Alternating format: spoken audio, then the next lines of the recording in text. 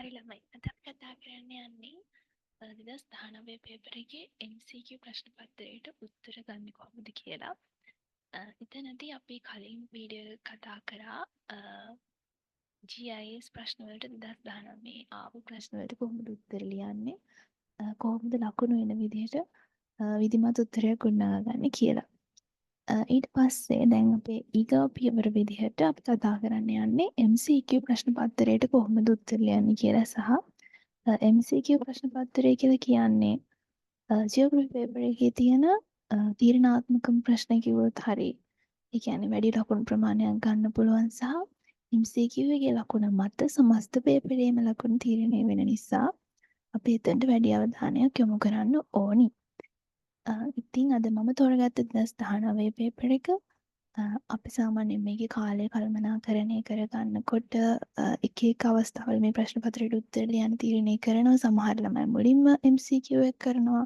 සමහර ළමයි පළවෙනි පේපර් එකේ අවසානයේදී MCQ එක කරනවා.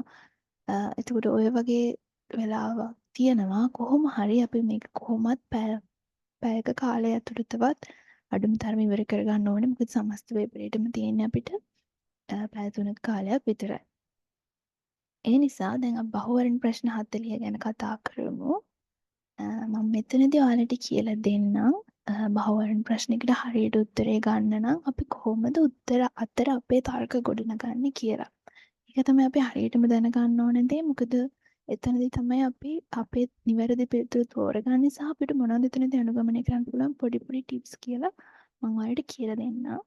අපි ප්‍රශ්න එකින් එක සාකච්ඡා කරගෙන යමු. මාත් එක්ක මම මේ උත්තර ගන්න විදිය හොඳට අහගෙන ඉන්න. ඒ විදිහට තර්ක කරලා ඔයාලගේ පේපර් එකටත් උත්තර ගන්න ඔයාලට පාර හොයාගන්න පුළුවන් වෙයි. හරි එහෙනම් අපි අද වැඩේ පටන් ගමු. හරි පළවෙනි ප්‍රශ්නය පළවෙනි කොටසේ පළවෙනි ප්‍රශ්න ටික අපිට එන්නේ සිතියම් ආශ්‍රිත කරගෙන සිතියම් පාඩම් ටික ඇසුරෙන් තමයි අපිට මේ ප්‍රශ්න හම්බ වෙන්නේ. එතකොට පළවෙනි ප්‍රශ්නය පහත දැක්වෙන ප්‍රකාශ අතුරින් භූලක්ෂණ සිතියමක ඇති සමෝච්ච රේඛා පිළිබඳව නිවැරදි ප්‍රකාශය කුමක්ද? එතකොට අපෙන් අහන්නේ හොඳට මේ විදිහට ලියනකොට පේපර් එකේ ඉරක් ගහගන්න භූලක්ෂණ සිතියමක ඇති සමෝච්ච රේඛා පිළිබඳව නිවැරදි ප්‍රකාශයයි අහන්නේ. එතකොට සමෝච්ච රේඛා මගින් භූමියේ සියලු භෞතික ලක්ෂණ නිරූපණය කරයි. මොනවාද භූමියේ තියෙන භෞතික ලක්ෂණ කියලා කියන්නේ? භෞතික ලක්ෂණ කියලා කියන්නේ සාමාන්‍යයෙන් අපිට දකින්න හම්බ වෙන ස්වභාවික නිර්මාණනේ. එතකොට අපිට ගංගාවක් කඳු ওই වගේ දේවල් තමයි අපිට භෞතික ලක්ෂණ විදිහට ගන්න වෙන්නේ. එතකොට ගංගාවන් වගේ දේවල් අපි කොහොමද සමෝච්ච රේඛාවකින් නිරූපණය කරන්නේ නැහැ නේද? ඒ නිසා අපිට ඒ උත්තරේ වැරදි කියලා ගන්න වෙනවා. ඊළඟට සමෝච්ච රේඛා අනු ලබන්නේ 40ක මීටර අන්තරයකින්. ඒක වැරදි. මොකද සමෝච්ච රේඛාවක් අතර අන්තරය මීටර 20ක් විදිහට තමයි සම්මතයේ සලකන්නේ. ඊළඟට සෑම අවස්ථාවකදීම සමෝච්ච රේඛා දැක්වෙන්නේ තිත්තිරි මගිනි. තිත්තිරි මගින් දැක්වෙන්නේ අතිරේක සමෝච්ච රේඛා. නිසා සාමාන්‍ය අපේ ගන්න ප්‍රධාන සමෝච්ච රේඛා දක්වන්නේ දුඹුරු පාට තනි ඉරකි. එතකොට සමෝච්ච රේඛාව මගින් භූමියේ සමාන උච්චත්වය ආකර පෙන්වයි. ඒක හරි. මොකද සමාන උච්චත්ව සම උච්ච රේඛා විදිහට තමයි අපි සලකන්නේ. ඒ නිසා අපිට ඒ උත්තරේ තමයි හරි උත්තරේ විදිහට ගන්න වෙන්නේ.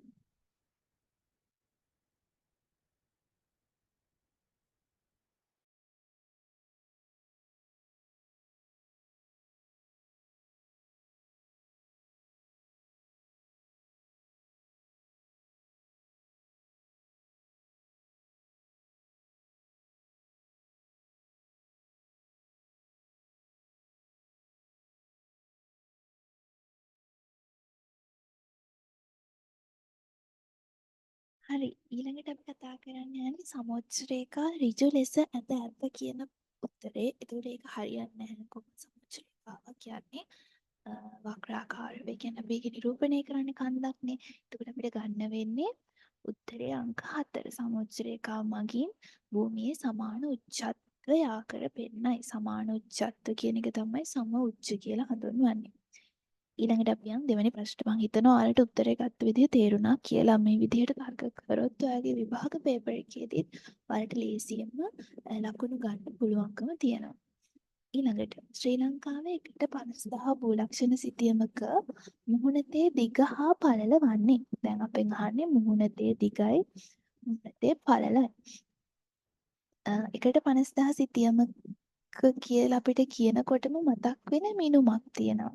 ඒ කියන්නේ අපි ගන්නවා සාමාන්‍යයෙන් භූමියේ සෙන්ටිමීටර මෙච්චරක් භූමියේ කිලෝමීටර මෙච්චරක් සිතියමේ සෙන්ටිමීටර මේ ගානෙන් තමයි අපි හඳුන්වන්නේ කියලා සම්මතයක් තියෙනවා. එතකොට අපිට මේ සම්මතය අපි සලකන්නේ සැබෑ භූමියේ කිලෝමීටර 1ක් අපි සෙන්ටිමීටර 2කින් සිතියමක් තුර නිරූපණය කරනවා කියලා. එතකොට අපි මේකේ සිතියමේ මුහුණතේ දිග පළල විදිහට සලකන්නේ සෙන්ටිමීටර 80 සහ සෙන්ටිමීටර 50 කියන උත්තරේ. එතකොට සෙන්ටිමීටර 80 සෙන්ටිමීටර 50 කියන එක අපි කිලෝමීටර වලට හැරෙවුවොත් සැබෑ භූමියේ කිලෝමීටර 40ක් සහ 25ක් තියෙන කොටුවක් තමයි අපි 1.50,000 භූලක්ෂණ සිතියමකින් නිරූපණය කරන්නේ සිතියම් පත්‍රයක දිග පළල. ඔක තමයි අපිට උත්තරේ විදිහට ගන්න තියෙන්නේ. එතකොට ඔයාලට මේ විදිහම ප්‍රශ්නයක් අහන්න පුළුවන්. කිලෝමීටර දීලා. එතකොට ඔයාලට එතනදී වගේ උත්තරේ මාරු කරන්න හොඳට මතක තියාගන්න ඕනේ. ඊළඟ එක තුන්වෙනි ප්‍රශ්නය.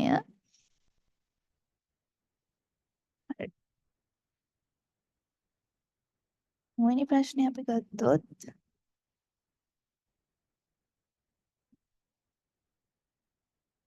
පරීක්ෂණයකදී යොදා ගන්නා ප්‍රධාන දත්ත වර්ග දෙකක් වෙනුයි. පරීක්ෂණයකදී යොදා ගන්න ප්‍රධාන දත්ත වර්ග ටික තමයි අපෙන් අහන්නේ. එතකොට ප්‍රධාන දත්ත වර්ගනේ දත්ත වර්ග කිව්වහම අපි දත්ත වර්ග කීපයක් ඉගෙන ගන්නවා අපේ සිලබස් එක ඇතුලේ. ප්‍රාථමික හා ද්විතීක දත්ත, සන්තතික හා විවික්ත දත්ත, ගුණාත්මක හා ප්‍රමාණාත්මක දත්ත සහ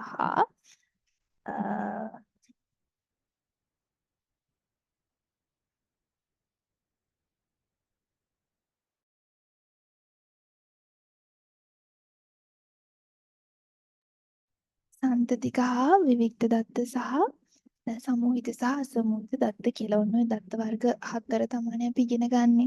එතකොට ඒ හතරින් අපෙන් අහන්නේ යොදා ගන්න දත්ත වර්ග දෙක. එතකොට අපිට මෙතන උත්තර ගත්තාම පේනවා මෙතන හැම එකේම තියෙන්නේ විවිධ දත්ත රැස් කර ගන්නා ක්‍රම මිසක් දත්ත වර්ග නෙවෙයි. එතකොට දත්ත වර්ග දෙකක් විදිහට අපිට මෙතනදී ගන්න පුළුවන් වෙන්නේ තුන්වෙනි උත්තරේ ප්‍රාථමික හා ද්විතීක දත්ත කියන එක.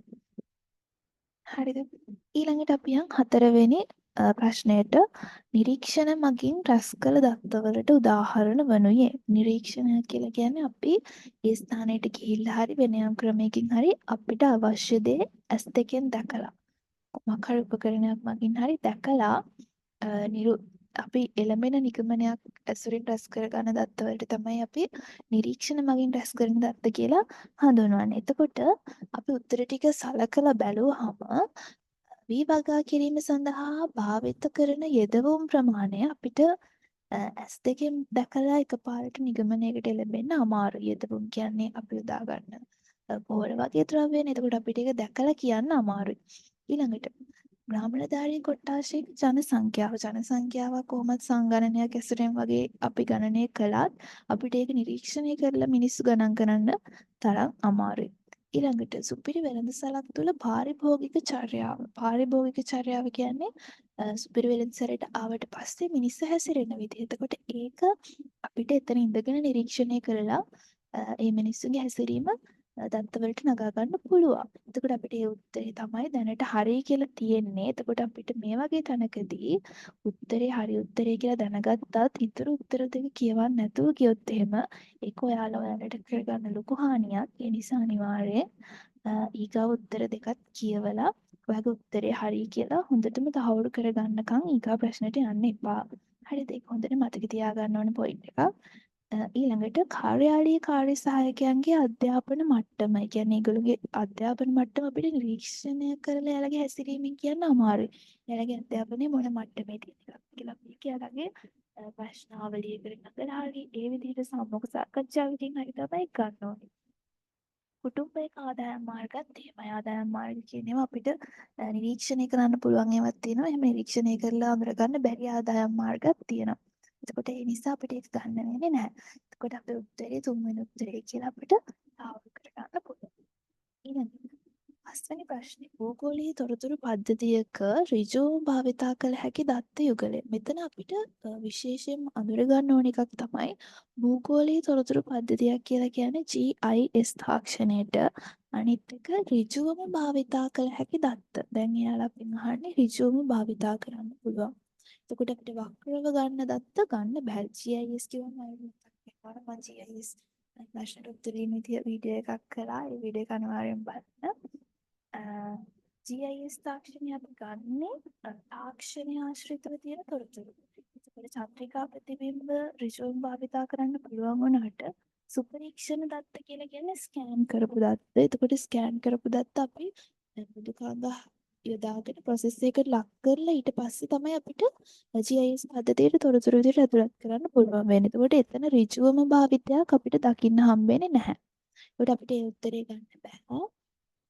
දෛශික දත්ත හා මුද්‍රිත දත්ත ගන්න බෑ. දෛශික දත්ත කියන්නේ ඩිජිටල් ඩේටා. ඒක අවුලක් නැහැ ගන්න පුළුවන්. ඊළඟට සුපරීක්ෂණ දත්ත හා දෛශික දත්ත. සුපරීක්ෂණ කියන්නේ ස්කෑන් ඩේටා. දෛශික දත්ත කියන්නේ මුද්‍රිත. එතකොට මේ ඩිජිටල්. එතකොට ඒකත් ගන්න බෑ. ඊළඟට ගෝලීය ස්ථානගත කිරීමේ පද්ධති දත්ත GPS දත්ත සහ සන්තතික දත්ත. සන්තතික දත්ත කියන එක අපිට මෙතනදී ඍජුවම භාවිතා කරන්න බෑ භූගෝලීය තොරතුරු පද්ධතියට. ඊළඟට අපිට එන්නේ ඛණ්ඩාංක. ඛණ්ඩාංක කියන්නේ භූගෝලීය තොරතුරු පද්ධතියේ තියෙන අත්‍යවශ්‍යම දෙයක්. අනිත් එක දෛශික දත්ත. එතකොට අපිට පස්වෙනි උත්තරේට තමයි අවසාන උත්තරය කියලා සලකන්න පුළුවන් වෙන්නේ. ඊළඟට 6 වෙනි ප්‍රශ්නේ. භූලක්ෂණ සිතියමක ඇති භෞතික ලක්ෂණ දෙකක් වන්නේ. භෞතික ලක්ෂණ කියන්නේ මම කලිනුත් කිව්වා ස්වභාවිකවම නිර්මාණය වෙච්ච දේවල්. ඒකට උන්නතාංශය හා ජල සම්පාදනය. ඒක අපිට ගන්න බෑ. ජල සම්පාදනය කියන්නේ ජලය මිනිසුන් විසින් සම්පාදනය කිරීමක්. එතකොට ඒක ගන්න බෑ. ජල වහනේ ජල සම්පාදනයේ වෙනසක් මෙතනදී අඳුරගෙන තියෙන්න ඕනේ. ජල සම්පාදනය කියන්නේ පුද්ගලයන් විසින් ජල සම්පාදනය කරගන්න හදපු වාරි මාර්ග, වැව් වගේ ඇල මාර්ග වගේ දේවල්. එතකොට ජල වහනය කියලා කියන්නේ මිනිස්සු විසින් හදපු නැති සාමාන්‍ය ස්වභාවික ගංගා දියඇලි ආශ්‍රිතව යන ජල වහන රටාවක්. එතකොට අපි මේ දෙකේ වෙනස අඳුරගත්තාම අපිට මේ උත්තරේ ගන්න බෑ. භෝග වගාව සහ ජල සම්පාදනය කියන දෙකම මානුෂ ලක්ෂණ. ජල වහනය හා මාර්ග පද්ධති. මාර්ග පද්ධති කියන එක ගන්න බෑ. භූ විෂමතාවය හා ජල වහනය ඒ දෙකම අපිට හරි උත්තර විදිහට ගන්න පුළුවන් නිසා අපි ඒක ගන්නවා. හැබැයි ඊගා උත්තරෙත් බලන්න ඕනේ ජල සම්පාදනය හා මාර්ග පද්ධති. එතනත් ඒ දෙකම මානුෂ ලක්ෂණ විදිහට තමයි සලකන්න පුළුවන් වෙන්නේ. ඊළඟට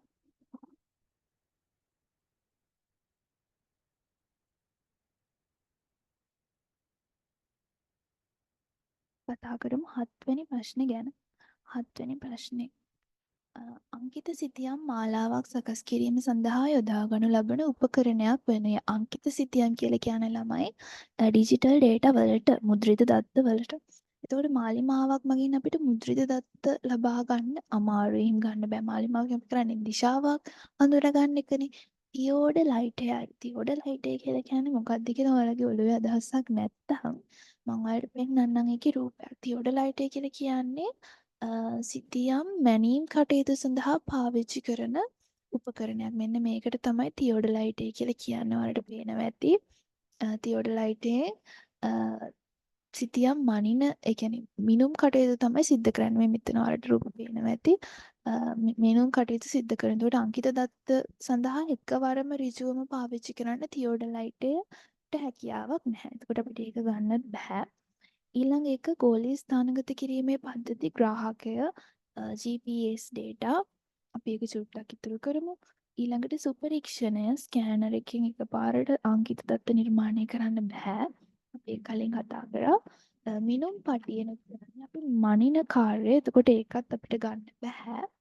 ඒ නිසා අපිට උත්තරේ විදිහට ගන්න පුළුවන් වෙන්නේ ගෝලීය ස්ථානගත කිරීම පද්ධති ග්‍රාහකය කියන උත්තරේ. හරිනේ. එතකොට ඒක පැහැදිලි. ඊළඟට 8 වෙනි ප්‍රශ්න. නගරයක ජනසංයුතිය නිරූපණය කිරීම සඳහා වඩාත් සුදුසු වන්නේ ජාල රේඛයයි බෙදන ලද වෘත්ත ප්‍රස්ථාරයයි රේඛා ප්‍රස්ථාරයයි තිත්සිතියමයි විසරණ සටහනයි. නගරයක ජන සංයුතියනේ අපෙන් අහන්නේ. සංයුතිය කිව්වම ඇති වෙන්නේ එක්කෝ වයස් පරතරයක් එක්කෝ ජාතීන්ගේ සංහිතියක් අන්න ඒ වගේ සංහිතියක් නැත්නම් සංහිතිය කියලා ගත්තාම ගන්න ලංකාවේ ජන සංහිතිය ගත්තාම අපි දන්නේ සිංහල දෙමළ මුස්ලිම් ජන සංඛ්‍යාව අන්න ඒ විදිහේ උත්තරයක් තමයි සංහිතිය වෙනදී අපි බලාපොරොත්තු වෙන්නේ. එතකොට අපිට සංහිතියක් නිරූපණය කරනවා නම් වඩාත් සුදුසු වෙන්නේ මෙතනදී වෙදෙන ලද වෘත්ත ප්‍රස්තාරයේ භාවිතා කිරීමයි. එතකොට වෙදෙන ලද වෘත්ත ප්‍රස්තාරයේ භාවිතා කිරීම කියන එකේදී පයි chart එකෙන් අපි කරන්නේ සාමාන්‍ය අදාළ සංයුතියක් නිරූපණය කිරීමක්. ඒ නිසා අපිට එතන උත්තරේ හරි කියලා ගන්න පුළුවන්. ඊටු උත්තරේ ටිකක් බැලුවොත් ජාල රේඛය කියලා කියන්නේ අපි සංඛ්‍යාන විද්‍යාත්මක දත්ත නිරූපණය කරද්දී පාවිච්චි කරන දෙයක්. විසරණ සටහන කියන්නේ දිශාවන් පෙන්වන්න මොකක් හරි ව්‍යාප්තියක් පෙන්වන්න පාවිච්චි කරන්නේ. රේඛා ප්‍රස්ථාරයේත් එහෙමයි කාලයත් එක්ක යම්කිසි දෙයක විචලනය නිරූපණය කරන්නේ රේඛා ප්‍රස්ථාරයකින්. තිත්සිතියමින් කරන්නේ අපි මොකක් හරි ව්‍යාප්තියක් පැහැදිලි කරලා පෙන්නන එක. දැන් ඔයාලට මතක ඇති ලංකාවේ ජනසංඛ්‍යාව තිත්සිතියමකේ නිරූපණය කරද්දී වැඩිම ජනසංඛ්‍යාවක් කොළඹ ප්‍රදේශය ආශ්‍රිතව වැඩි ප්‍රමාණයක අඩු ජනසංඛ්‍යාවක් ඉන්න කලාපයේ අඩු තිත් ප්‍රමාණයක නිරූපණය කරා. අන්න ඒක තමයි තිත්සිතියම කියලා කියන්නේ. ඒකට උත්තරය අංක 2. හරිද? ඊළඟ ප්‍රශ්නය රේඛා සහ තීරු ලෙස එකම ප්‍රස්ථාරයකින් දැක්විය හැකි දත්තයක් වනුයේ. එතනදී අපෙන් බලාපොරොත්තු වෙන්නේ රේඛා ප්‍රස්ථාරයකුයි තීරු ප්‍රස්ථාරයකුයි මම මෙතන ඇඳලා පෙන්නනවා. මේ විදිහට යට තීරු විදිහටත් උඩ රේඛාවක් විදිහටත් නිරූපණය කරනවා නම් අන්න ඒකට කියන්නේ තීරු ප්‍රස්ථාරය සහ රේඛා එකට නිරූපණය කරන ප්‍රස්ථාරයක් කියලා. එතකොට තීරු මගින් නිරූපණය කරන්නේ අපි සාමාන්‍ය සන්තතික දත්ත විවික්ත දත්ත සමාන විවික්ත දත්ත තමයි අපි තීරු මගින් නිරූපණය කරන්නේ. සන්තතික දත්ත අපිට නිරූපණය කරන්න පුළුවන් රේඛාවක් මගින්. සන්තතික දත්ත කියන්නේ බිංදු අගයන් සහිත සම්පූර්ණ අගයකින් නෙමෙයි දක්වන්නේ. එතකොට අපිට අනිවාර්යෙන් මෙතන වර්ෂාපතනය හා උෂ්ණත්වය කියන දේ තමයි ගන්න වෙන්නේ. වර්ෂාපතනය කියන්නේ පූර්ණ සංඛ්‍යාවකින් නිරූපණය කරන්න පුළුවන් විවික්ත දත්තයක් සහ උෂ්ණත්වය කියලා කියන්නේ සන්තතික දත්තයක්.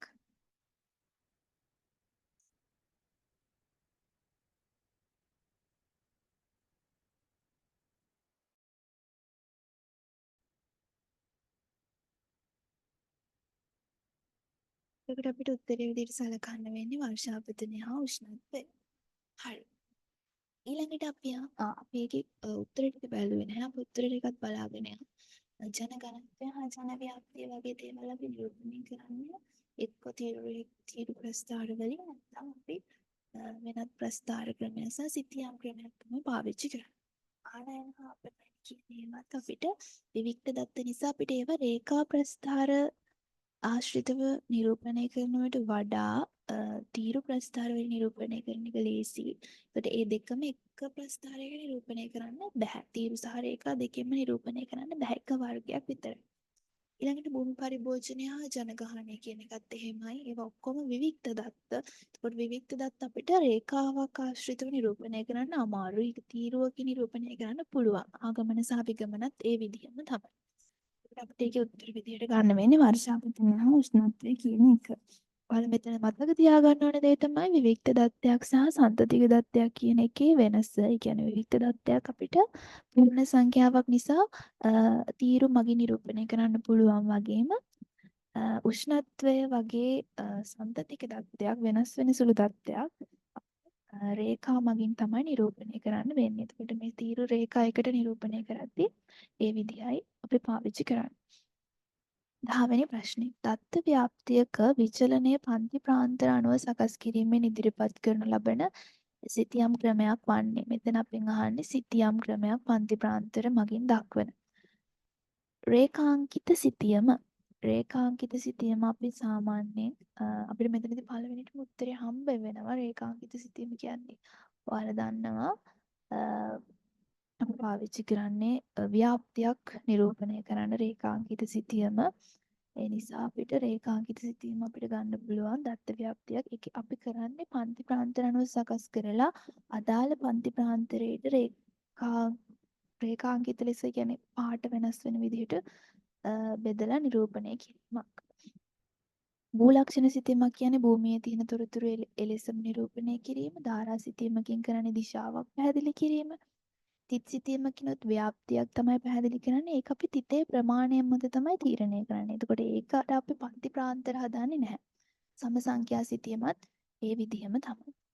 සමාන සංඛ්‍යා සහිත උච්චත්වය ආකරමින් තමයි ඒක කරන්නේ. රේඛාංකිත සිතීමේ තමයි අපි විචලනයේ පන්ති ප්‍රාන්තර අනුව දක්වන්නේ. ඊළඟ 11 වෙනි ප්‍රශ්නේ පහත දැක්වෙන ඒවා අතුරෙන් පළමු ගණයේ භූරූප දෙකක් දැක්වෙන වර්ණය කුමක්ද? පළමු ගණයේ භූරූප තමයි අපෙන් අහන්නේ. එතකොට ගිනි කඳු හා කඳු වැටි කියන ඒවා අපි ගන්න දෙවන ගණයේ භූරූප විදිහට මහද්වීපික බෑවුම් පලිය ප්‍රදේශත් එහෙමයි. මහද්වීප හා සාගර තමයි ළමයි අපි පළමු ගණයේ භූරූප විදිහට සලකන්නේ සාමාන්‍යයෙන්. මුලින්ම නිර්මාණය වුණා කියන්නේ මහද්වීප හා සාගරනේ ඊට පස්සේ තමයි ඒ මත තමයි ඉතුරු ඒවා නිර්මාණය වෙලා තියෙන්නේ. එතකොට මහද්වීප හා සාගර පළමු ගණයේ භූරූප විදිහට තමයි සලකන්නේ. කඳුවැටි හා පලිය ප්‍රදේශත් මහද්වීප මත නිර්මාණය වෙන්නේ. මහද්වීප හා දූපත් කිව්වමත් ඒක එහෙමමයි. මේක තමයි අපිට උත්තරේ ගන්න වෙන්නේ.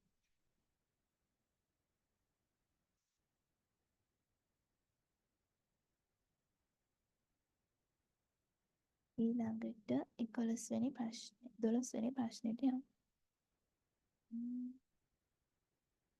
12 වෙනි ප්‍රශ්නේ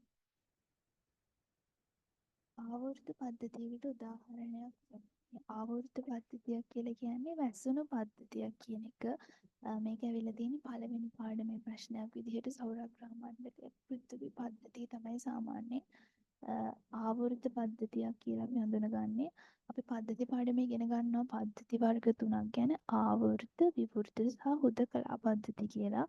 ආවර්ත කියන්නේ ශක්තිය පරිවර්තනය ශක්තිය පරාවර්තනය කරන්න පුළුවන්. නමුත් පදාර්ථයන් හෙට මෙහෙට යන්නේ නැති පද්ධතිවලට හුදකලා පද්ධතියක් කියලා කියන්නේ කිසිම දෙයක්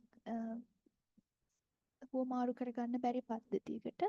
විවෘත පද්ධතියක් කියලා කියන්නේ ශක්තිය හා පදාර්ථ කියන දෙකටම ඉඩ දෙන පද්ධතියකට. එතකොට පෘථිවි පද්ධතිය ආවෘත පද්ධතියක් වෙන්නේ සූර්යාලෝකයේ සූර්ය ශක්තියට විවෘත වෙලා තියෙන පෘථිවි පද්ධතිය. ඒ වුණාට පදාර්ථයන් සෞරග්‍රහ මණ්ඩලයෙන් පෘථිවි පද්ධතිය ඇතුළට එන්නේ නැති නිසා තමයි පෘථිවි පද්ධතිය ආවෘත පද්ධතියකට උදාහරණයක් කියලා අපි සැලකන්නේ.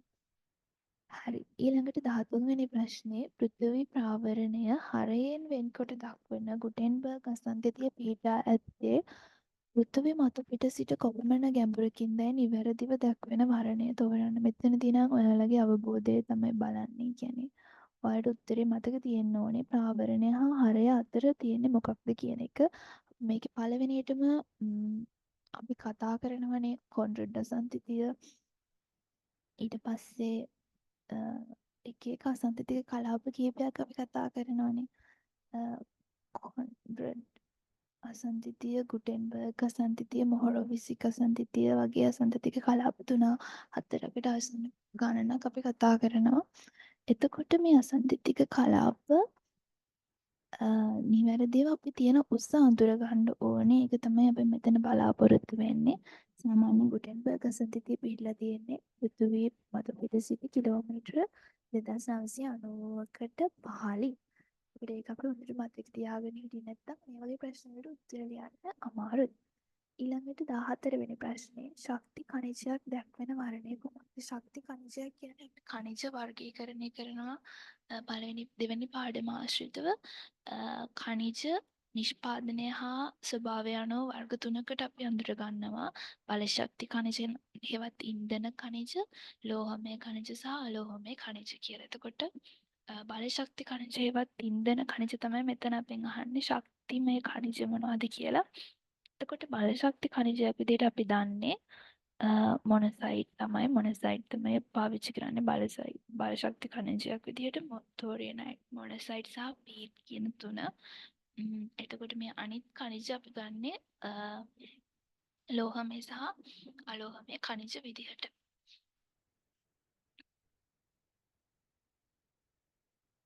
ඊළඟට 15 වෙනි ප්‍රශ්නය. විපරීත පාෂාණයකට උදාහරණයක් දැක්වෙන වර්ණය කුමක්ද? විපරීත පාෂාණයක් කියලා කියන්නේ වෙනස් වීමට ලක් වෙන පීඩනය ඔස්සේ වෙනස් වීමට ලක් වෙන පාෂාණ වර්ගයක්.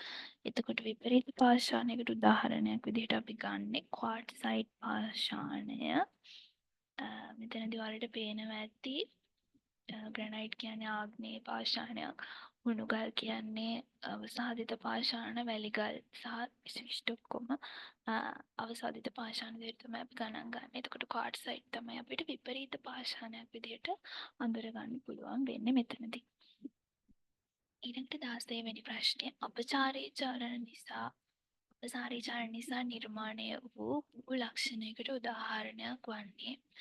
අපසාරීචාරණයක් කියලා කියන්නේ භූත ඇටි දෙකක් එකිනෙකට ප්‍රතිවිරුද්ධ දිශාවන්ට ගමන් කිරීම. ඒ කියන්නේ මෙහෙම විරුද්ධ දිශාවන් වලට ගමන් කිරීමක් තමයි අපසාරීචාරණයකදී වෙන්නේ භූත ඇටි දෙකක්. හරිද? එතකොට මෙතනදී අපිට දකින්න පුළුවන් මේ සාගර මැදෙන් එක එක ද්‍රව්‍ය ඉවරට උදාහරණලා මත පිට නව ද්‍රව්‍ය නිර්මාණය වීමක් අපසාරී චලනයකදී දකින්න පුළුවන්. එතකොට අපසාරී චලනයක් නිසා අපිට නිර්මාණය වෙන භූලක්ෂණයක් විදිහට අපි සලකන්නේ මධ්‍ය සාගරික වැටි. හිමාලයා කඳු වැටිය කියන්නේ නැමි කන්දක්. නැමි කඳු නිර්මාණය වෙන්නේ අபிසාරී චලන මගින්. මරියානා ආඝාතයත් අபிසාරී චලනයක නිර්මාණයක්. හවායි දූපතත් අපි ගන්නෙ සහ රොකී කඳුත් ගන්නෙ අபிසාරී චලන විදිහට. අපසාරී චලනයක් විදිහට අපිට මෙතන අඳුන ගන්න පුළුවන් වෙන්නේ මධ්‍ය සාගරික වැටි පමණයි. ඊළඟට 17 වෙනි ප්‍රශ්නේ භූමිකම්පා වලින් බහුතරයක් හටගන්නා පෘථිවියේ ප්‍රධාන කලාපය කුමක්ද? භූමිකම්පා කිව්වම අපිට අනිවාර්යෙන් මතක් වෙන්න ඕනේ පැසිෆික් වලල්ල කලාපය. පැසිෆික් වලල්ලට අපි කියනවා පැසිෆික් ගිනි වලල්ල කියලා. ඒකට හේතුව වෙන්නේ සාමාන්‍යයෙන් පැසිෆික් කලාපයේ ගිනි කඳු සක්‍රිය වීම ඉතා ඉහළ අගයක් ගන්න නිසා පැසිෆික් ගිනි වලල්ල කියලා පැසිෆික් කලාපයට කියනවා. ඊළඟ ප්‍රශ්නේ. විසුවියස් යමහල පිහිටා ඇති රට කොමක්ද? විසුවියස් කිව්වම අපිට අනිවාර්යෙන් මතක තියෙන්න ඕනේ ඉතාලිය. ඉතාලියේ තමයි විසුවියස් කඳ පිහිටලා තියෙන්නේ. මෙතනදී ජපානයේ ෆූජියාමා කන්ද අනිවාර්යෙන් මතක තියෙන්න ඕනේ. ඒ ආශ්‍රිතව කඳු වැටි මේ රටවල් ආශ්‍රිතව තියෙන ගිනි කඳු පිළිබඳව සහ ඒ රටවල් වල පිහිටලා තියෙන නැමි කඳු වර්ග පිළිබඳ පොඩි අවධානයක් ඔයාගේ තියෙන්න ඕනේ. මොකද ඔයා සිතියම් ප්‍රශ්නෙටත් උත්තර ලියන්න ඕනේ නිසා සිතියම් වලටත් උදව් වෙන වීඩියෝ එකක් මම ඉස්සරහට අරගෙන එන්නම්. අපි පාස් පේපර්ස් වලින්ම මේක කතා කරගෙන යමු. එතකොට ඔයාලට ළඟම එන එක්සෑම් එකට හොඳ ලකුණකට යන්න පුළුවන්. මේ විදිහට MCQ ප්‍රශ්න ගොඩක් කරලා ඔයා පුරුදු වෙලා කියමු. ඊළඟ 19 වෙනි ප්‍රශ්නය පහත දක්වන වර්ණ අතුරෙන් ආක්‍රාන්තය මහල් භූරූප භූලක්ෂණයක් සඳහා උදාහරණයක් වන්නේ. ආක්‍රාන්ත කියලා කියන්නේ පොළව යට නිර්මාණය වෙන භූලක්ෂණ වලට. එතකොට අපි මෙතන දකින උත්තර අනුව කල්දේරාව කියන්නේ පෘථිවිය උඩට මතු පිටට ඇවිල්ලා කල්දේරාවක හැඩයට නිර්මාණය වෙන ගිනි කන්දක්. යමහල් ගේතු පෘථිවිය මතු පිට නිර්මාණය වෙන්නේ. ලාවා සානු කියන්නේ මැග්මා ධාරාවන් ගලාගෙන යන එකට. සංයුක්ත කේතු කියලා කියන්නේ ගිනි කඳු වලම එක අවධියක්. එතකොට අපිට ඒ ඔක්කොම නිර්මාණය වෙන්නේ පෘථිවිය මතු පිට. ඩයිකය විතරයි අපිට දකින්න හම්බෙන්නේ පෘථිවිය අභ්‍යන්තරයේ නිර්මාණය වෙන ආක්‍රාන්ත අභ්‍යන්තරය කියලා හොඳට මතක තියාගන්න. නිෂ්ක්‍රාන්ත භූරූප තමයි යමහල්වල ඉහළට ඇවිල්ලා මතු පිට නිර්මාණය වෙන්නේ. එතකොට මිනිසුන්ට එතනින් අර හානියක් වෙන මට්ටමේ යමහල් සක්‍රිය වෙන්නේ නිෂ්ක්‍රාන්ත භූරූපවල. ආක්‍රාන්ත භූරූප පොළව යට තමයි නිර්මාණය වෙන්නේ. ඊළඟට ලංකාවේ වැස්ස ගැන අහලා තියෙන ප්‍රශ්නයක්. ශ්‍රී ලංකාවේ පළමු වන අන්තර් මෝසම් වර්ෂාව ලැබෙන කාල පරාසය අහලා තියෙනවා. මෙතනදී ඔයාලා අනිවාර්යෙන් ලංකාවේ වර්ෂාපතනය ලැබෙන කාල පරිච්ඡේද පිළිබඳ හොඳ අවධානයකින් ඉන්න ඕනේ. මැයි සැප්තැම්බර් දක්වා නිර්ත දිග මෝසම් කාලය ක්‍රියාත්මක වෙනවා.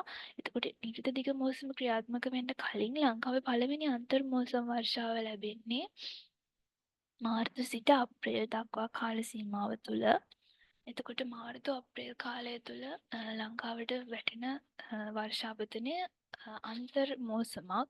ඊට පස්සේ මැයි සිට සැප්තැම්බර් දක්වා අපි දකින්නේ ප්‍රධාන ලංකාවට වර්ෂාපතනය ලැබෙන ලංකාවේ නිරිත දිග කොටසට වර්ෂාපතනය ලැබෙන නිරිත දිග මෝසම් සුළඟ එක්ක ලැබෙන නිරිත දිග වර්ෂාපතනය නිරිත දිග මෝසම්. ඊළඟට සැප්තැම්බර් වලින් පස්සේ ඔක්තෝබර් නොවැම්බර් වල දෙවන අන්තර් මෝසම අපිට දකින්න හම්බ වෙනවා. ඊළඟට දෙසැම්බර් සිට පෙබරවාරි දක්වා අපිට හම්බ වෙන්නේ ඊසාන දිග මෝසම් කලාපය. ඊසාන දිග වර්ෂාපතනය.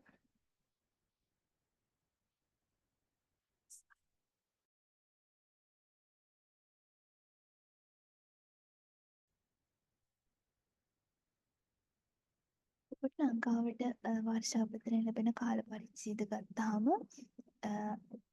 මැයි සැප්තැම්බර් නිරිත දිග මෝසමත් ඊළඟට ඔක්තෝබර් නොවැම්බර් දෙවන අන්තර් මෝසමත් දෙසැම්බර් පෙබරවාරි ඊසාන දිග මෝසම ක්‍රියාත්මක වෙන බව ඔයාලා හොඳට මතක තියාගෙන ඉන්න ඕනේ. අපි මෙතන කාලා තියෙන්නේ ලංකාවේ පළවෙනි අන්තර් මෝසම ක්‍රියාත්මක වෙන කාල පරිච්ඡේදය.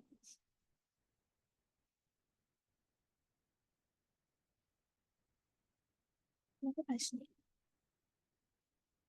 ශ්‍රී ලංකාවේ උපරිම වර්ෂාපතනයක් වාර්තා වන ස්ථානය වන්නේ මාලිබොඩයි කියලා දන්නව නේද? උපරිම වර්ෂාපතනයක් වාර්තා වෙන්නේ මාලිබොඩ. ඊළඟට 2019 වෙනි අවුරුද්දේ අපිට හම්බ වෙන 22 වෙනි ප්‍රශ්නය ආත්ම දැක්වෙන වර්ණ අතුරින් හරිතාකාර විමෝචනයේ වායු විමෝචනයේ ප්‍රධාන මූලාශ්‍ර තුනක් අවරෝහණ ක්‍රමයට දැක්වෙන්නේ කුමන වර්ණයේද? එතනදී අපි අඳුර ගන්න ඕනේ ශක්තිපදය, කාර්මික පදය, හවානහරණය වගේ උත්තර තමයි අපි මෙතනින් බලාපොරොත්තු වෙන්නේ. ඒකට එතන අපි උත්තරේ ගන්නේ පළවෙනි උත්තරේ විදිහට ඵල ශක්තිය තමයි හරිතාගාර වායු විමෝචනය කරන ප්‍රධානම මූලාශ්‍රය. ඒකට ඵල ශක්තිය උත්පාදනය ආශ්‍රිතව තමයි හරිතාගාර වායු විමෝචනය වෙන්නේ. ඊළඟට කාර්මික පදය කියලා කියන්නේ කාර්මික කටයුතු සඳහා භාවිතා කරන කෙමිකල්ස් වලින් නිකුත් වෙන හරිතාගාර වායු විමෝචනය. එතකොට ඒක අපි දෙවෙනියට ගන්නවා සහ වනහරණය නිසා හරිතාගාර වායු විමෝචනය වීම අපි තුන්වෙනියට ගන්නවා. ඒ කියන්නේ මේකේ ප්‍රමාණාත්මක විශාලත්වයේ වැඩිවීමේ සිට අඩුවීම දක්වා තමයි අපි මේ අවරෝහණ ක්‍රමයට දක්වන්නේ. ඊළඟට සරල ප්‍රශ්නයක් අහලා තියෙනවා. දේශගුණ නිර්ණය කිරීම සඳහා කොපමණ වර්ෂ සංඛ්‍යාවක කාලගුණික දත්ත අවශ්‍ය වන්නේද? කාලගුණික කාලගුණය කියලා කියන්නේ යම් ස්ථානයක ශ්‍රේණිකව පවතින තත්ත්වයනේ. එවලේ පවතින තත්ත්වෙන් එතකොට දේශගුණය කියන්නේ ඒ වගේ කාලගුණික දත්ත විශ්ලේෂණයට ලක් කරලා ටික කාලයක් ගියාට පස්සේ අපි ලැබෙන නිගමනය තමයි දේශගුණය වෙන්නේ. එතකොට අපි ඒකට සලකන්නේ අවම වශයෙන් එක ස්ථානයක වසර 30ක පමණ දත්ත අරගෙන තමයි අපි මේක කරන්නේ. දේශගුණය නිර්ණය කරගන්නේ මේ ප්‍රදේශයේ තියෙන. ඊළඟට අපි යනවා නිවර්තන වැසි වනාන්තර ගැන ඉගෙන ගන්න. අත දැක්වෙන වර්ණ අතුරින් නිවර්තන වැසි වනාන්තර පිහිටා ඇති ප්‍රදේශ දැක්වෙන්නේ කුමන වර්ණයේද? නිවර්තන වැසි වනාන්තර කිව්වහම ඔයාලා දන්නවා ලෝක සිටීමේ නිවර්තන කලාපය කියන්නේ සමකාශ්‍රිත කලාපයට සමකයේ දෙපස කොටසේ තමයි අපි නිවර්තන වර්ෂාව වනාන්තර හරියටම අඳුරගන්නේ. එතකොට ආසියාවේ අනිවාර්යෙන් නිවර්තන වර්ෂා වනාන්තර තියෙනවා. ඊළඟට ආසියාව අප්‍රිකාවේ කොංගෝ වනාන්තරය, දකුණු ඇමරිකාවේ විසලකන්නේ ඇමසන් වනාන්තරය, පැසිෆික් සාගරික දූපත්වලත් අනිවාර්යෙන් නිවර්තන වර්ෂා වනාන්තර තමයි දකින්න ලැබෙන්නේ. ඒ නිසා අපි ඒකේ උත්තරේ පළවෙනි උත්තරේ විදිහට ගන්නවා. අපිට මෙතනදී ඕස්ට්‍රේලියාව කියන්නේ නිවර්තන වනාන්තර තියෙන ප්‍රදේශයක් නෙවෙයි. ඊළඟට මධ්‍යම ඇමරිකාව මෙතන හතරවෙනි උත්තරේ දකුණු ඇමරිකාව, යුරෝපය සහ යුරෝපය දකුණු යුරෝපය අයන්ශිතව තියෙන්නේ නැහැ කොහොමදවත්ම. දකුණු ඇමරිකාව චීනය සහ චීනයයි කොහොමද සෞම්‍ය කලාපයට. අපිට ගන්න වෙන්නේ පළවෙනි උත්තරය.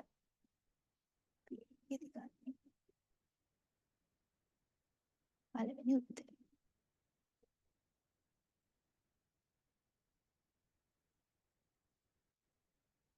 හරි 25 වෙනි ප්‍රශ්නේ ශ්‍රී ලංකාවේ දෙවැනි දිගම ගංගාව කොමක්ද කියලා අහලා තියෙනවා. ලංකාවේ පළවෙනි දිගම ගංගාව මහවැලි ගඟ. දෙවැනි දිගම ගංගාව වෙන්නේ මල්වතු ඔය. හරි අපි දැන් සිතියම් ආශ්‍රිතව ප්‍රශ්න සහ භෞතික භූගෝල විද්‍යාවේ ප්‍රශ්න සියල්ලම ඉවර කරා.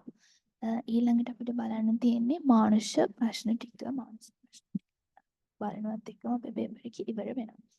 හරි අපි යමු මානුෂ ප්‍රශ්න වලට. ජනසංඛ්‍යාව ඉපත් වීමට හේතු වන සාධක දෙකක් ඇතුළත් නිවැරදි වර්ණය කුමක්ද? ජනසංඛ්‍යාව කොහොමද අපි ඉහළ යනවා කියලා ගණන් කරන්නේ? වියපත් වෙනවා කියලා කියන්නේ පත් සංඛ්‍යාව වවනවා මරණ සංඛ්‍යාව කියන්නේ ජනසංඛ්‍යාවේ වයස්ගත ප්‍රතිශතය වැඩි වෙනවා උපත් සංඛ්‍යාවට වැඩිය. එතකොට ආයු අපේක්ෂාව ඉහළ යාම සහ සාපල්‍යතාව ඉහළ යාම කියන එක අපිට ගන්න අමාරුයි. සාපල්‍යතාව ඉහළ යනවත් එක්ක ආයු අපේක්ෂාව ඉහළ යනවා නම් එතන ජනසංඛ්‍යාව වර්ධනයක් තියෙනවා. ජනසංඛ්‍යාවේ ආයු අපේක්ෂාව පහළ යාම සහ මරණ ශීඝ්‍රතාවය අඩු වීම. ආයු අපේක්ෂාවත් පහළ වීම මරණ සංඛ්‍යාවත් අඩු වුණොත් මේ ජනසංඛ්‍යාව අඩු වෙනවා. ඒකට ඒකත් ගන්න බෑ. ආයු අපේක්ෂාව ඉහළ යාම සහ සාපල්‍යතාව පහළ බැසීම. මේක තමයි අපිට උත්තරයක් විදිහට සලකන්න පුළුවන් වෙන්නේ. ඊළඟට ආයු අපේක්ෂාව පහළ යාම සහ විවාහ ශීඝ්‍රතාව පහළ යාම. ඒක අපිට ගන්න අමාරු. විවාහ ශීඝ්‍රතාව කියන එක අපිට ලොකුවට ජනසංඛ්‍යාව ඉපත් වීමට ඍජුවම බලපාන එකක් නෙමෙයි නිසා අපිට ඒ උත්තර දෙකක් ගන්න බෑ. ආයු අපේක්ෂාව ඉහළ යාම සහ විවාහ ශීඝ්‍රතාව ඉහළ යාමත් ගන්න බෑ. ඒකට අපිට තුන්වෙනි උත්තරේ විදිහට බලා ගන්න වෙන්නේ. ඊළඟ ප්‍රශ්නේ 27 වෙනි ප්‍රශ්නේ බ්ලූ බනානා නමින් හැඳින්වෙන නාගරික වේදිකාව විහිදෙන්නේ කුමන කලාපයේද කියලා අහනවා. අපි අඳුරගෙන තියෙනවානේ නාගරික කලාප කිහිපයක්. එතනදී අපි බ්ලූ බනානා ගෝල්ඩන් බනානා කියලා ඉගෙන කොටස් තුනක්. ඒකට බ්ලූ බනානා කියන එක අපි ආරම්භ වෙන්නේ පයබතික එංගලන්තයේ සිට දිනෝවා දක්වා විහිදෙන කලාපය කියලා අපි අඳුර ගන්න. එතකොට ඒක තමයි බ්ලූ බනානා කියලා අපි හඳුන්වන්නේ. බෝස්ටන් සිට වොෂින්ටන් දක්වා බොෂෝෂ් කලාපය, චිකාගෝ සිට පිට්ස්බර්ග් දක්වා නාගරික කලාපය හඳුන්වනවා. ටෝකියෝ සිට ඔසාකා දක්වා ජපානයේ තියෙන නාගරික කලාපය තමයි අපි අඳුරගන්නේ. නිසා අපි පයබතික එංගලන්තයේ සිට ජිනෝවා දක්වා කියන උත්තරේ තමයි මෙතන බාරගන්නේ. මානුෂ උත්තර කියවද්දී ඔයගොල්ලෝ හොඳටම සැලකිල්ලෙන් කියවන්න. මේ වගේ පිළිතුරු ටිකක් දිග වැඩි සහ පිට එකම වගේ උත්තර ගොඩක් හම්බ වෙන නිසා අනිවාර්යෙන් හරි බුද්ධියෙන් සිහියෙන් කියවගෙන යන්න. නැත්නම් ඔයාලට උත්තරේ දැනගෙනත් උත්තරේ මගේ අරන්න පුළුවන්. ඊළඟට 28 වෙනි ප්‍රශ්නය ප්‍රාථමික ආර්ථික ක්‍රියාකාරකම් දෙකක් ඇතුළත් පිළිතුර වන්නේ. ප්‍රාථමික ආර්ථික ක්‍රියාකාරකම් කියන්නේ මූලික ආර්ථික ක්‍රියාකාරකම් යටතේ අපි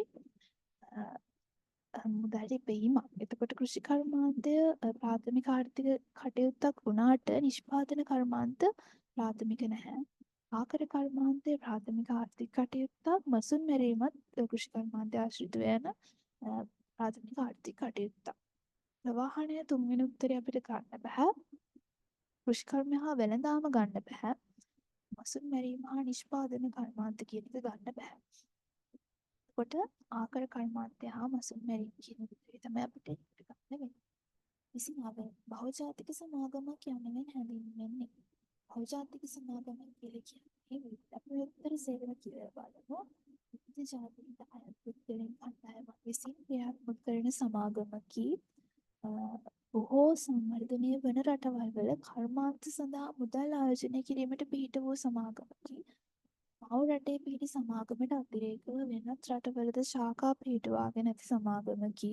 ලෝක වෙළඳ සංවිධානය විසින් පිහිටුවා ඇති සමාගමකි. ඒ උත්තරේ අපිට වැරදි කියලා කපන්න පුළුවන්. 4 වෙනි උත්තරේ ඒක අපි දන්නවනේ.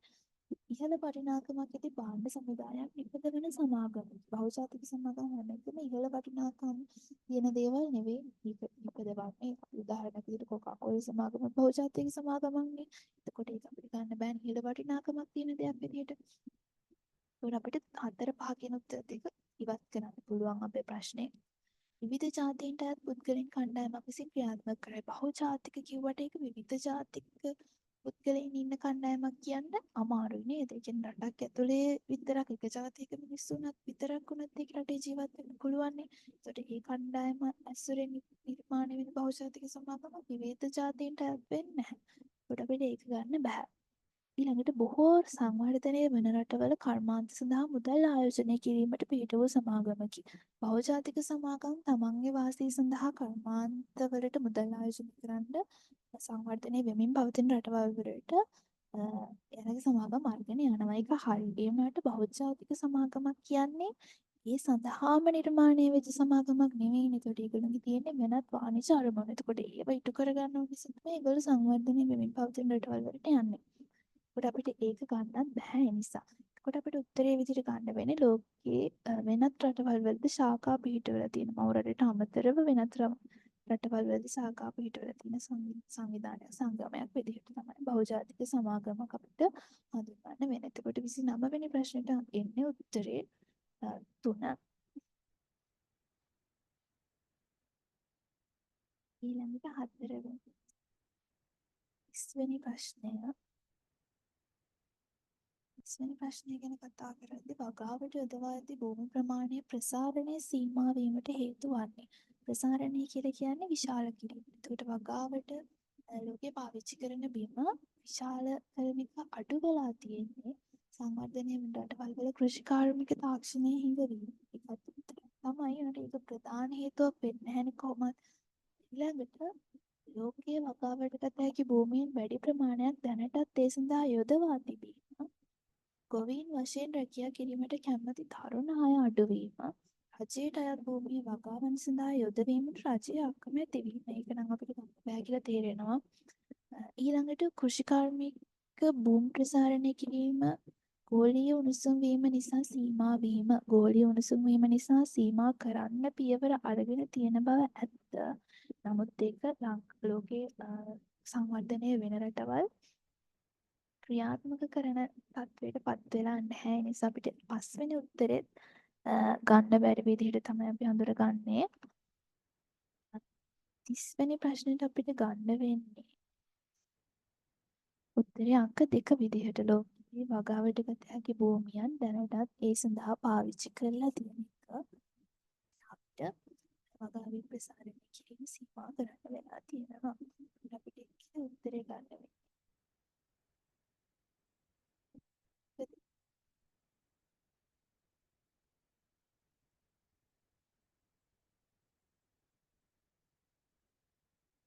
නාගරික ජනාවාස ධූරාවලියේ 15 හා සංකීර්ණත්වයෙන් අඩුම ජනාවාස වර්ගය වන්නේ සංකීර්ණත්වයෙන් අඩුම සහ 15ම ජනාවාස වර්ගය විදිහට අපිට හඳුන්වන්න වෙන්නේ.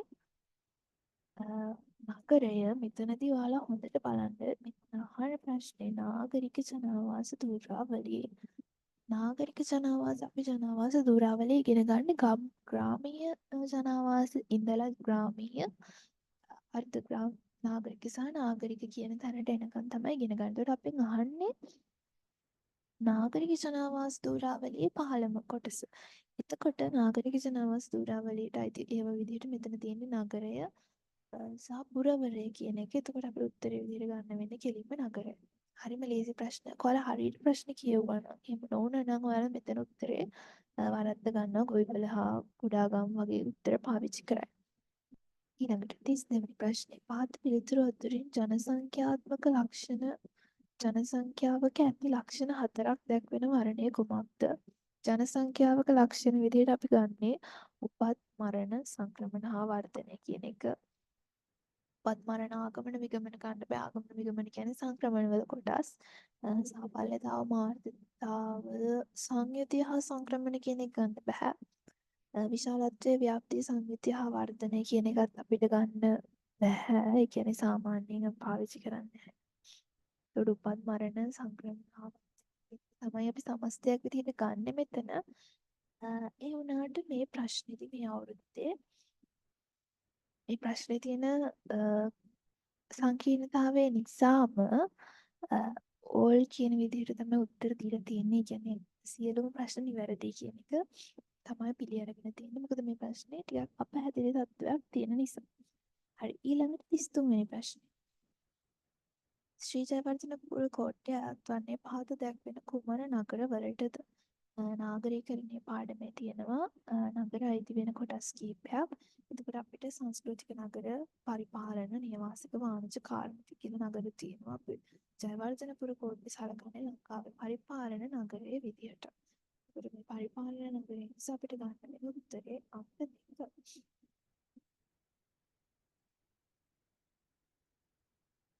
එතකොට අපි යමු 34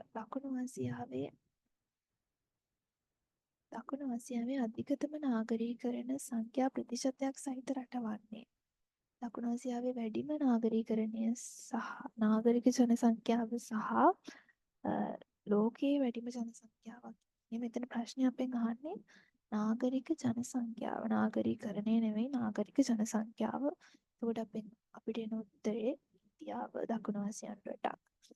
එතකොට ඒ විදිහට 35 පහත දැක්වෙන වර්ණ අතුරින් භූමිතිරි අනුපාතය විස්තර කරන්නේ කුමන වර්ණයකද? භූමිතිරි අනුපාතය කියලා කියන්නේ ජනසංඛ්‍යාවේ ස්ත්‍රීන් 100කට සිටින පුරුෂයන් සංඛ්‍යාව. එතකොට පළවෙනි උත්තරේ ස්ත්‍රීන් 100කට සිටින පුරුෂයන් සංඛ්‍යාව.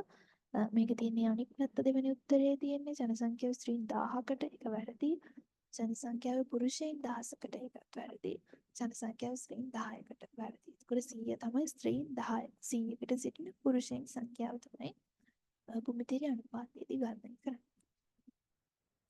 අහත දක්වන වර්ණ අතුරින් ශ්‍රී ලංකාවේ මිනිරන් කර්මාන්තයේ කැපී පෙනෙන ලක්ෂණයක් නිවැරදිව දැක්වෙන්නේ කුමන වර්ණයේද? මිනිරන් කර්මාන්තයේ කැපී පෙනෙන ලක්ෂණ කිව්වහම නිෂ්පාදනයේ අධික ප්‍රමාණයක් දේශීය කර්මාන්තයන්ට ප්‍රයෝජනයට ගනී. ඒක නම් වැරදි. දේශීය කර්මාන්තයට ගන්නෙ නැහැ. අපේ රටේ මිනිරන් කර්මාන්තය ගොඩක් දුරට කරන්නේ අමුද්‍රව්‍ය විදියටම අලෙවි කරන කර්මාන්තයක් රට ඇතුලේ වෙන්නේ නැතුව. ඊළඟට නිෂ්පාදන පිරිවැය පහළ යමින් පවතී. නිෂ්පාදන පිරිවැය කියලා කියන්නේ නිෂ්පාදනය කරන්න අපි කලින් දරන්න ඕන වියදම. එතකොට වියදම පහළ යන්නේ නැහැ කොහොමත් ආකාර කර්මාන්තයේ වියදම වැඩි. ඒකට ඒකත් ගන්න බෑ. නිෂ්පාදනයෙන් 99%ක්ම අපනයනය කෙරේ. ඔන්න ඕක තමයි උත්තර විදිහට ගන්න ලංකාවේ. ලංකාවේ තියෙන ඉරණම ඕක තමයි මිලිටන් කර්මාන්තයට 99%ක්ම අපනයනය කරනවා අමුද්‍රව්‍ය විදිහටම. නිෂ්පාදන ක්‍රියාවලිය අධික ලෙස යාන්ත්‍රීකරණයට පත් වී ඇත. ලංකාවේ විතර දියුණු තාක්ෂණයක් නැහැ. නිසා ඒක අපිට ගන්න බෑ. ඊළඟට පෞද්ගලික අංශය නිෂ්පාදනයන්ට හවුල් වී නොමැත කියන එකත් වැරදි. හවුල් වෙලා තියෙනවා. ඒ නිසා අපිට උත්තරේ ගන්න වෙන්නේ උත්තර අංක 3. ඊළඟට ජනාවාසයක ඉතා වැදගත් සංරචකයේ කුමක්ද?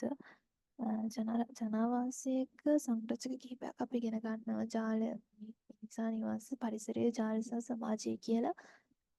එතකොට මෙතන මිනිසා තමයි වැදගත්ම සංරචකය. මොකද ජනාවාසයක් බිහි වෙන්නත් මිනිසා ඉන්න ඕන. ඒ නිසා අනිවාර්යෙන් මිනිසා තමයි වැදගත්ම සංරචකය විදිහට සැලකන්නේ.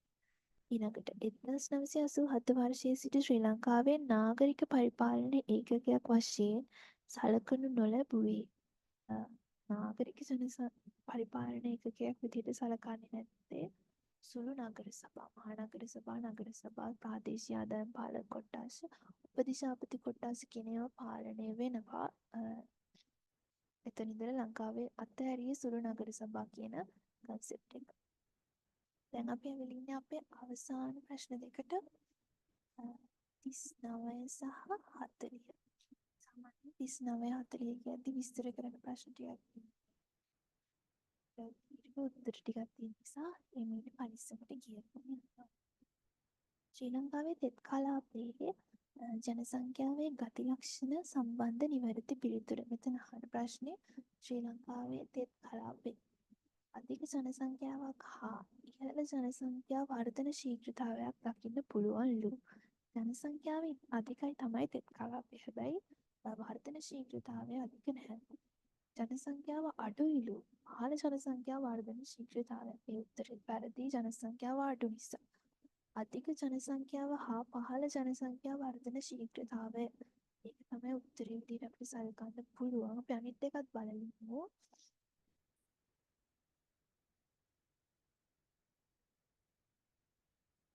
අධික ජනගණත්වය හා ඉහළ ජනසංඛ්‍යා වර්ධන ශීඝ්‍රතාවය. ජනගණත්වය නම් අධිකයි කියනට ඉහළ ජනසංඛ්‍යා වර්ධන ශීඝ්‍රතාවයක් නැහැ. අඩු ජනගණත්වය හා පහළ ජනසංඛ්‍යා වර්ධන ශීඝ්‍රතාවය. අඩු ජනගණත්වයක් නම් තෙත් කාල අපේ ලංකාවේ දකින්න හම්බෙන්නේ නැහැ. ඒක උත්තරයක්. ඊළඟට අපි බලමු 40 අවසාන ප්‍රශ්නේ. ආකර කර්මාන්තයේ නිෂ්කර්ෂක කර්මාන්තයක් වශයෙන් හැඳින්වීමට හේතුව කුමක්ද? ආකර කර්මාන්තය කියලා කියන්නේ පොළව යට තියෙන හෝ මතු පිට හෝ තියෙන දේ ඛනිජ වර්ග ආශ්‍රිතව කරන නිෂ්පාදනයක්. එතකොට ආකර කර්මාන්තයේ නිෂ්කර්ෂක කියලා කියන්නේ යකඩ හා වාණය කර්මාන්තයට අවශ්‍ය අමුද්‍රව්‍ය සැපයීම නිසාය. ඒක වැරදි. යකඩ හා වාණයම විතරක් නෙමෙයි ආකර කර්මාන්තය අපි පාවිච්චි කරන්නේ. ඛනිජ සම්පත් කැණීමට සීමා වූ කර්මාන්තයක් නිසාය. එක තියමු. ඛනිජ සම්පත් බහුලව කෙරෙන ප්‍රදේශවල කෙරෙන කර්මාන්තයක් නිසා ආකර නිෂ්කර්ෂක කිව්වේ නැහැ. එහෙම ඒ උත්තරේ ගන්න බෑ. ඒක තර්කයක් නැති උත්තරයක්. සහරා ගන්නා ඛනිජ වලින් විශාල ප්‍රමාණයක් නිෂ්කර්ෂණය කරන නිසාය. ඒකත් අපිට ගන්න බෑ. සාරා ගන්නා ඛනිජ වලින් විශාල ප්‍රමාණයක් නිෂ්කර්ෂණය කරනවා කියන එක අපිට උත්තරයක් විදිහට ගන්න බෑ. සලවා ගන්නා ඛනිජ විශාල ප්‍රමාණයක් ප්‍රාථමික ආර්ථික කටයුතු වල නිදා ගන්නා නිසා ඒක නිෂ්කර්ෂක කර්මාන්තයක් කියන්නේ නැහැ. ඒක අපිට උත්තරේ විදිහට ගන්න පුළුවන්. ඛනිජ සම්පත් කැණීමට සීමා වූ කැණීමට පාවිච්චි කරන නිසා නිෂ්කර්ෂක කර්මාන්තයක් විදිහට භාවිතා කරා කියන එක. ඔය විදිහට අපේ ප්‍රශ්න 40ම ඉවර වෙනවා. දැන් මේ භාගයට තව තියෙන සති කිහිපයක කාලයක් විතරයි. ඒ නිසා ඔයාලා මේ දවස් ටික අනිවාර්යයෙන්ම එක්සෑම් පේපර්ස් වලට උත්තර ලියන්න, පාස් පේපර්ස් කරන්න සහ ඔයාලට හම්බ වෙන පළාත් පේපර්ස් අනුමාන ප්‍රශ්න පත්‍ර වලට උත්තර ලියලා MCQ පේපර් එකට අවශ්‍ය කරන පුහුණුව කියන එක ගොඩනගා ගන්න. ඒකට උදව්වක් විදිහට තමයි මම මේ වීඩියෝ එක ඔයාලට හැදුවේ. එතකොට මම කොහොමද GIS ප්‍රශ්නකට උත්තර ලියන්නේ කියන එක ගැන තව වීඩියෝ එකක් කරලා තියෙනවා. 2019 මේ ප්‍රශ්න පත්‍රය අරගෙන ඒකට උත්තර ලියන විදිහ මම කියලා දුන්නා. ඒ වීඩියෝ එකත් ඔයාලා බලන්න. GPS ගැන ඔයාලට තව තොරතුරු දැනගන්න GPS තාක්ෂණික කඩම ඒක සාකච්ඡා කරන්න තවත් වීඩියෝ එකක් තියෙනවා. ඒ වීඩියෝ එකත් බලමු. ඊළඟ පාඩකේ දැනුම වර්ධනය කරගෙන ඉස්සරහට හොඳ ලකුණුකට යන්න මේ දවස් ටික භාවිතා කරන්න කියලා ආදරෙන් මතක් කරනවා. ආයෙත් අලුත් වීඩියෝ එකක් බලන්න. හැමෝටම සුබ